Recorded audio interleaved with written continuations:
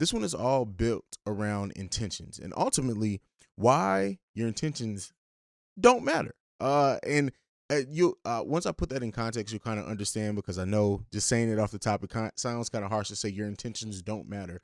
But once I break it down, hopefully you agree with me. Not hopefully. Well, you may agree with me. You may not. That's the part of the discussion, like we do here on the Awaken Soul. This is the start of the discussion, not the whole discussion all the time, especially when I'm by myself. This is a living conversation, so I love to hear you guys' opinions on it.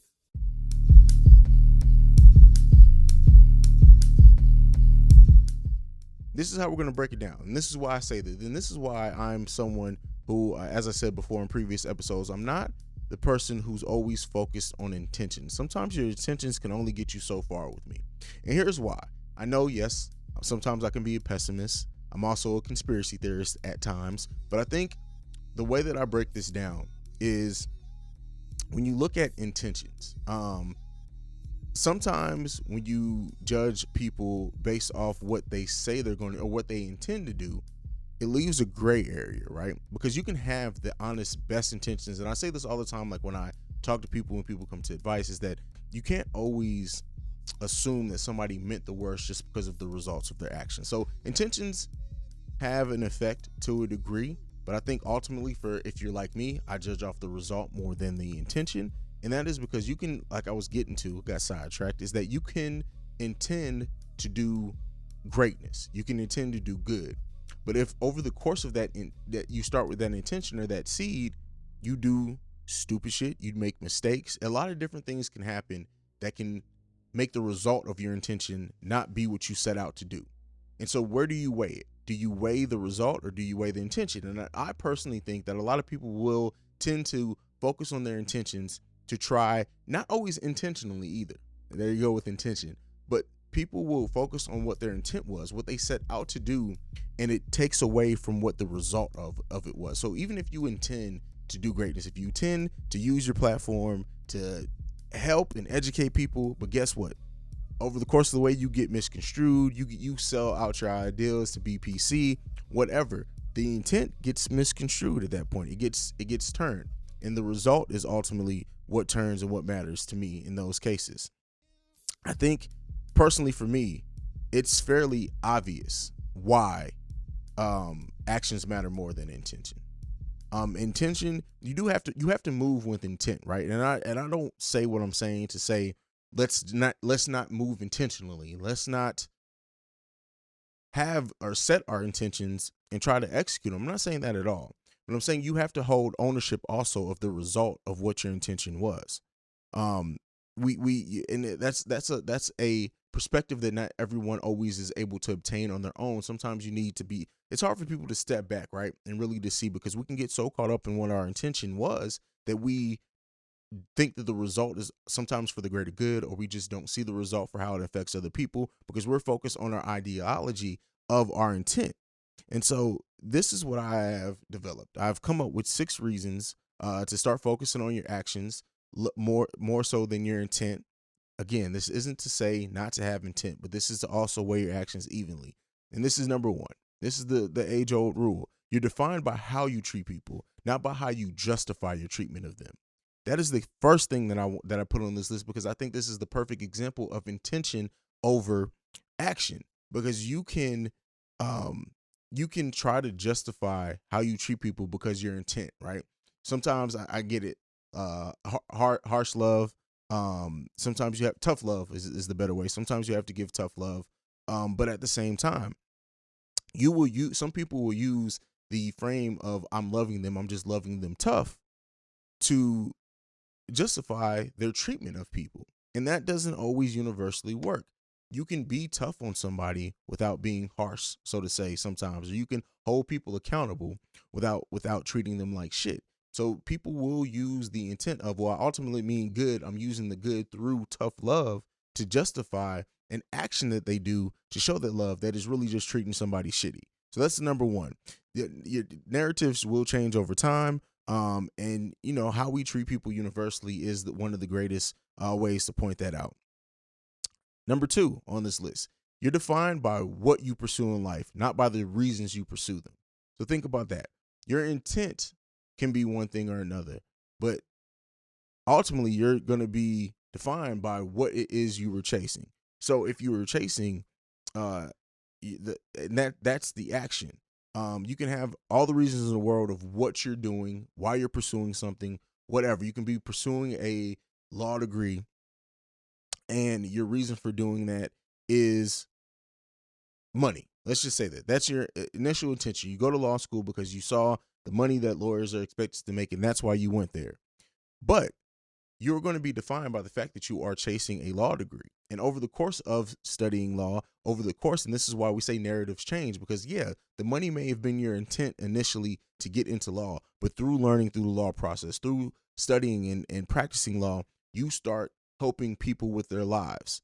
That's the action of what your pursuit was. And that's why I say, yeah, I always say, or when I started this, I started off by saying you can have like, the results could be good, the results can be bad, your intentions could be good, your intentions can be bad. But I also want to talk about how your intent can start off with something that's maybe selfish. Let's not even say negative, that is maybe just selfish, or maybe that it's self-serving, and it can turn into so much more through that, through the actions that you take to get to what your ultimate goal was. And that's why I say that actions sometimes define over intentions. And so that was number 2. Number 3 that we have here: you're defined by the people you surround yourself with, not by your excuses for keeping the wrong people around. Think about that. How many times do we have people around us, that we keep people around us, and we will excuse why we keep them in our lives? And I've talked about this in the previous episode, why they have a status in our life, whether it's something that we feel we owe them, or we feel that because they're family we can't cut them off, or we feel because they did something for us years ago that they still deserve that same place in our lives. That's not true. The things change, the narrative changes. And so when you keep people in your life because your intent may be, oh well, they looked out for me before, I have to continue looking out for them, but they're now draining you. That previous relationship that was mutual, that they were feeding into you and you feeding into them, or even at times where they fed into you and you weren't in a place to feed into them, but now you're doing it, and it's flipped into being a completely selfish thing. Or you keep these people around that have bad vibes or bad intention for you. It's very, like, we lose sight over how the energy that we keep around us can definitely shift our lives, and how shifting that energy to other people, other things, other whatever goals, how that can shift and bring positivity into our life. Sometimes you have to let go of people, right? And so again, your intent to let them go may not be negative, or it may be. But if that brings positivity into you and into your situation, then ultimately you made the right decision. So think about that. Number 4, you're defined by your beliefs, not why you believe them. Think about something. How often have you taken a look at somebody believes wholeheartedly in a cause, right? And we're gonna keep focusing on positive, on a cause, and you see that the passion, you see the actions that they're doing because of the cause that they behind. How often do you stop and think, well, why is it that they believe that? Why are they behind this cause? Why do they? Yeah, we ask ourselves that. Because we care about, then we think about if they have ulterior motives. But ultimately, it matters what you believe more so than the reason you believe in it. You can't live life by justifying your beliefs by explaining that your parents taught you something, or that's how you were educated. You're an individual and you have autonomy to change what you believe. Think about that for a second. You have the autonomy to change what you believe. You don't have to stick to beliefs that were put in you when you were a kid growing up. You don't have to stick to a belief just because you have it. And that's the thing that I hate about cancel culture. We will so quickly try to paint somebody to say that they're stuck in that belief because that they displayed that earlier, and we're not. Number 5, you're defined by the way you love, not how you feel when you love, and that is fucking deep. That's something that hits me. I'm saying that again for the people that may have missed that. You're defined by the way you love, not how you feel when you love.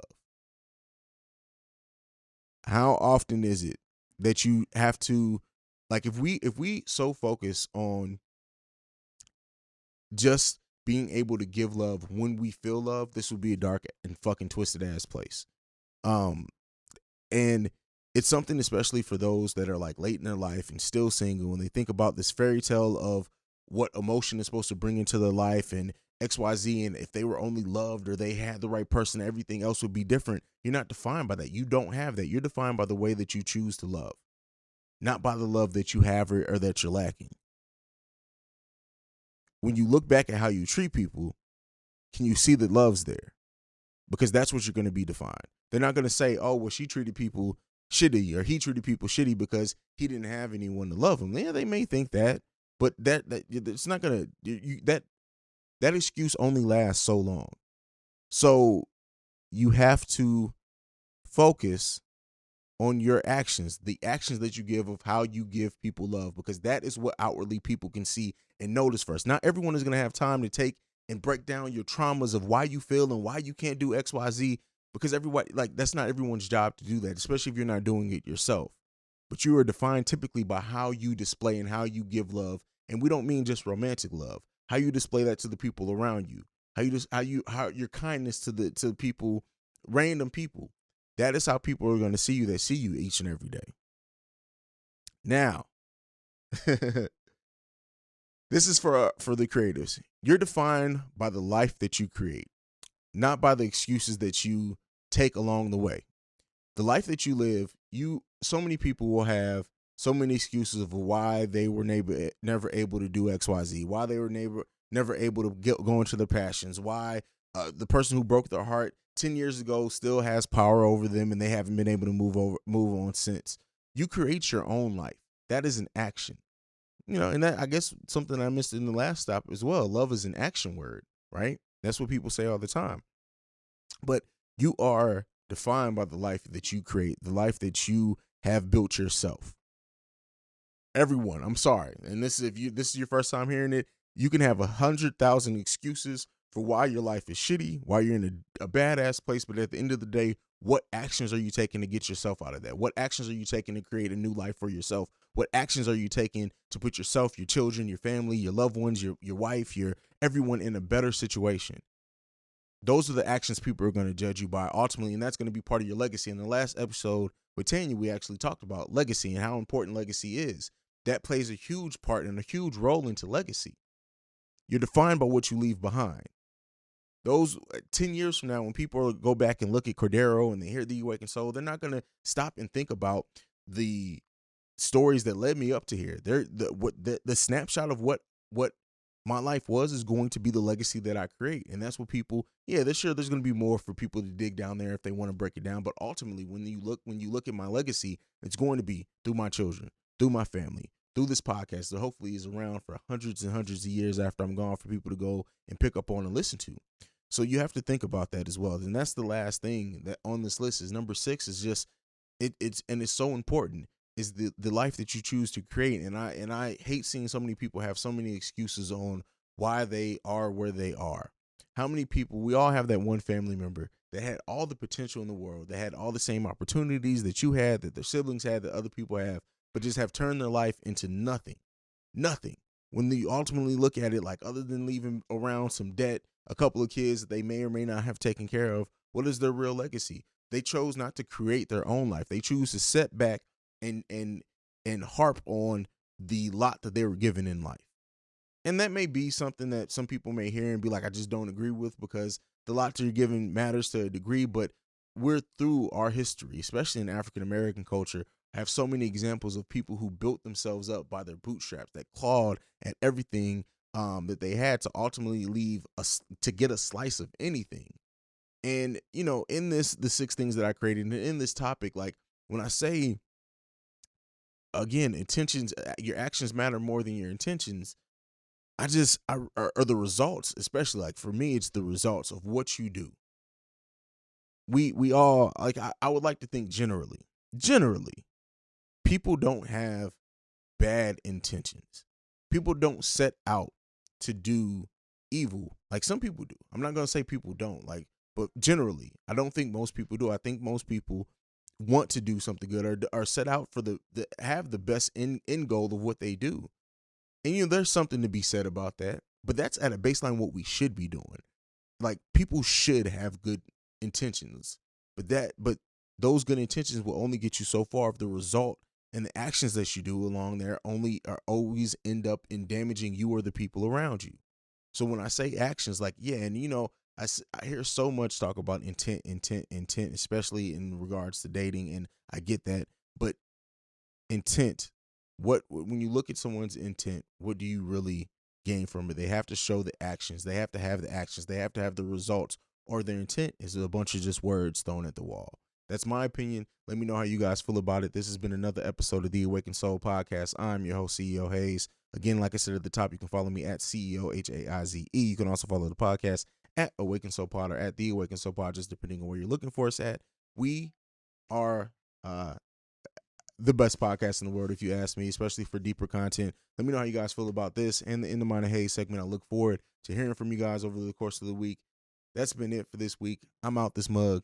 Peace. This has been a presentation of the Breaks Media.